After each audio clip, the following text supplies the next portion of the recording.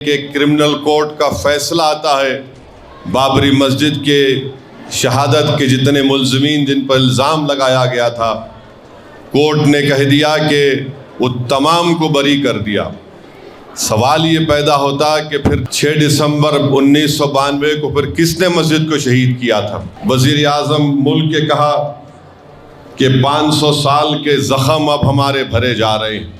जिस दिन 6 दिसंबर 92 को मस्जिद को शहीद किया गया वो एक काला दिन था। याद रखिए, इस मुल्क का कोई मज़हब नहीं है, ये मुल्क तमाम मज़हब के मानने वालों का है। अगर कोई ये कहेगा कि मुल्क एक मज़हब का है तो फिर याद रखिए हम उन अजीम आज़ादी के मुजाहिदीन की क़ुरबानी को रायगा जाने देंगे, क्योंकि उस वक्त हिंदू मुसलमानों ने मिलकर, सिखों ने, ईसाइयों ने मिलकर अंग्रेज़ों से इस मुल्क को आज़ाद करवाया था। मैं आपको यहाँ पर एक बात बताना ज़रूरी समझता हूँ कि आज 6 दिसंबर है और आप और हम जानते हैं कि 6 दिसंबर 1992 को क्या हुआ था। सुप्रीम कोर्ट को वादा करके कि वहाँ पर बाबरी मस्जिद को हाथ नहीं लगाया जाएगा, तमाम संघ परिवार के लोग जमा हुए।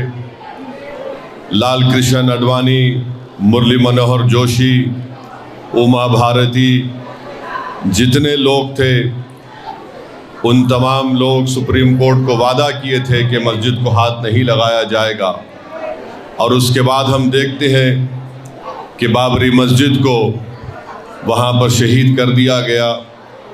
बावजूद इसके कि सुप्रीम कोर्ट को उन्होंने लिख कर दिया था और बाबरी मस्जिद को दुनिया की आंखों के सामने पुलिस की मौजूदगी में मस्जिद को शहीद कर दिया गया।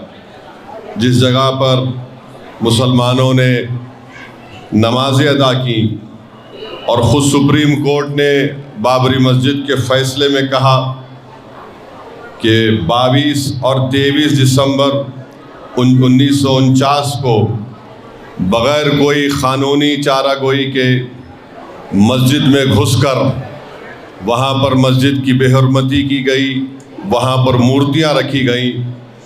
और फिर सुप्रीम कोर्ट ने अपने ही फैसले में सफ़े नंबर 913 और 914 में लिखा कि उस मस्जिद की शहादत, जिसको अंग्रेज़ी में कहा कि एग्रेग्रेस, उन्होंने लफ्ज़ का इस्तेमाल किया और कहा कि ये violation of rule of law था। आज जब हम ये देखते हैं कि क्रिमिनल कोर्ट का फैसला आता है बाबरी मस्जिद के शहादत के जितने मुल्ज़मीन जिन पर इल्ज़ाम लगाया गया था, कोर्ट ने कह दिया कि वो तमाम को बरी कर दिया। सवाल ये पैदा होता कि फिर 6 दिसंबर 1992 को फिर किसने मस्जिद को शहीद किया था। और ये मोदी की हुकूमत, बीजेपी की हुकूमत ने उस ट्रायल कोर्ट के फैसले के ख़िलाफ़ अपील नहीं की। अजीब माहौल है, इंसाफ की बात करते हैं और एक मॉब वहाँ, बल्कि हज़ारों की तादाद में लोग जमा होकर मस्जिद को शहीद कर दिए और कोर्ट ये फ़ैसला देता है कि हम किसी को भी मुजरिम नहीं करार दे सकते। मेरे अज़ीज़ दोस्तों और बुज़ुर्गों, फिर हम देखते हैं कि हालिया दिनों में वज़ीर आज़म मुल्क के कहा कि 500 साल के ज़ख़म अब हमारे भरे जा रहे हैं। सवाल ये पैदा होता कि सुप्रीम कोर्ट ने अपने फ़ैसले में कहा कि ना कोई मंदिर को तोड़कर वहाँ पर मस्जिद बनाई गई, तो फिर किस बुनियाद पर वज़ीर आज़म इस तरह की बात करते हैं। आखिर वो कौन से ज़ख़म की बात कर रहे हैं। ज़ख़म तो वो है कि 6 दिसंबर 92 को मस्जिद को शहीद नहीं किया गया, बल्कि भारत के संविधान को कमज़ोर किया गया, आइन को, रूल ऑफ लॉ को कमज़ोर किया गया, उसको ज़ख़म दिया गया। और आज वज़ीर आज़म इस तरह की बात करते हैं।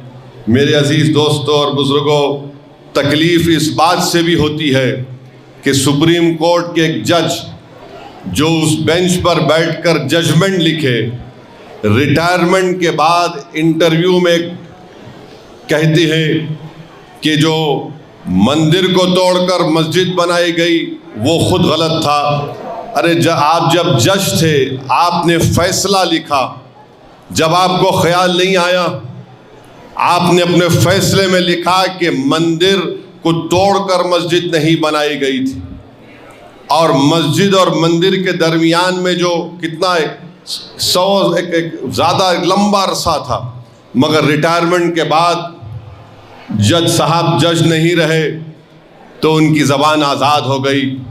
मगर जब आपके हाथ में कलम था तो आपने क्या लिखा? आपने लिखा कि मंदिर को तोड़कर मस्जिद नहीं बनाई गई थी। मेरे अजीज़ दोस्तों और बुज़ुर्गों, आज आप देखते हैं कि इस तरह के जजमेंट जब आए थे, जब ये जजमेंट आया, मैंने उसी वक्त कहा था कि ये आस्था की बुनियाद पर फैसला दिया गया है। मैं आज भी ये सवाल उठा रहा हूँ, अगर 6 दिसंबर 1992 को अगर मस्जिद शहीद नहीं होती तो सुप्रीम कोर्ट के जजेस क्या फैसला देते?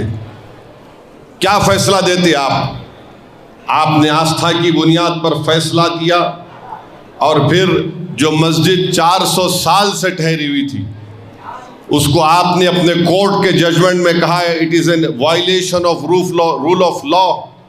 और जज साहब बाद में इंटरव्यू में ये बात कहते हैं। बहरहाल इनका चेहरा सामने आ गया दुनिया के सामने, मगर इस बात को हमको समझना और याद रखना है कि 6 दिसंबर एक यौम सियाह है। 6 दिसंबर हमारे मुल्क के लिए एक सियाह दिन है। जिस तरह गांधी को जिस दिन मारा गया था वो यौम सियाह है। जिस दिन 6 दिसंबर 92 को मस्जिद को शहीद किया गया वो एक काला दिन था। जिस दिन इंदिरा गांधी के कत्ल के बाद दिल्ली के सड़कों पर सिखों का खून की होली खेली गई तो मुल्क के लिए काला दिन था।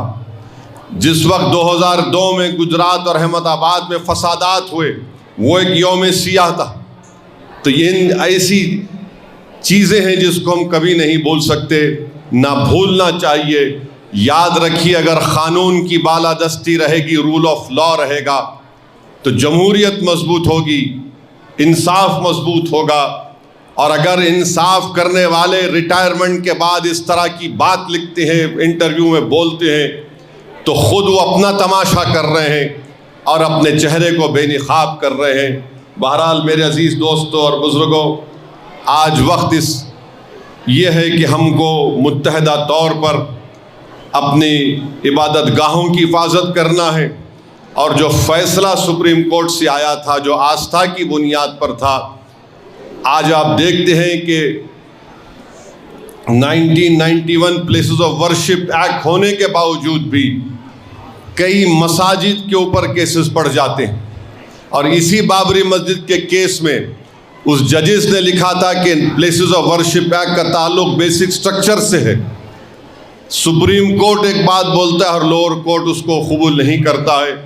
बहरहाल हमको जितनी अल्लाह ने हम तमाम को सलाहियत दी है, हम आइन को मजबूत रखें, क़ानून की बालादस्ती को बरक़रार रखें या रूल ऑफ लॉ को बरक़रार रखें, और ऐसी ताकतों को पहचाने जो मुल्क के आइन को, इंसाफ को कमज़ोर करना चाहते हैं। याद रखिए, इस मुल्क का कोई मज़हब नहीं है, ये मुल्क तमाम मज़हब के मानने वालों का है। अगर कोई ये कहेगा कि मुल्क एक मज़हब का है तो फिर याद रखिए हम उन अजीम आज़ादी के मुजाहिदीन की क़ुरबानी को रायगा जाने देंगे, क्योंकि उस वक्त हिंदू मुसलमानों ने मिलकर, सिखों ने, ईसाइयों ने मिलकर अंग्रेज़ों से इस मुल्क को आज़ाद करवाया था। और हमारे बुज़ुर्गों ने यह ख्वाब देखा था और इसीलिए इस तरह का आइन बनाया, कॉन्स्टिट्यूशन बनाया 1950 में, जो हमने आइन अपने आप को दिया। वो ये कहता है कि इंडिया जो उसका प्रियम्बल है, उसका जो कहता, उसमें ये बात लिखी गई कि लिबर्टी, इक्वालिटी, जस्टिस, फ्रेटर्निटी, ये 4 चीज़ें जब आप बात करते हैं तो किसी एक मज़हब की तायीद में बात नहीं होती। तो बहरहाल ये चीज़ें हैं जिस पर आपको हमको गौर करना है। मैं मुबारकबाद देता हूँ उन तमाम तुलबा और तालिबात को जो हैदराबाद के 1540 तुलबा और तालिबात जिनको आज ऑल इन वन गाइड मिल रहा है। मैं उम्मीद करता हूँ कि इंशाअल्लाह ताला वो अपनी तालीम को 10th और 10वीं जमात की मुकम्मल या कामयाब होने के बाद भी जारी रखेंगे। वो अपने ख्वाबों को पूरा करेंगे। और इंशाअल्लाह ताला मुझे यकीन है कि ख़ास तौर से हमारी बेटियां मुसलमानों के नाम को रोशन करेंगी, मुल्क के नाम को रोशन करेंगी। और हम उनके माँ बाप से ये गुजारिश भी करते हैं कि ख़ास तौर से अपनी बेटियों की तालीम पर तवज्जो दीजिए, उनको काबिल बनाइए, उनके ख्वाबों को पूरा करिए, उनको ताकतवर बनाइए।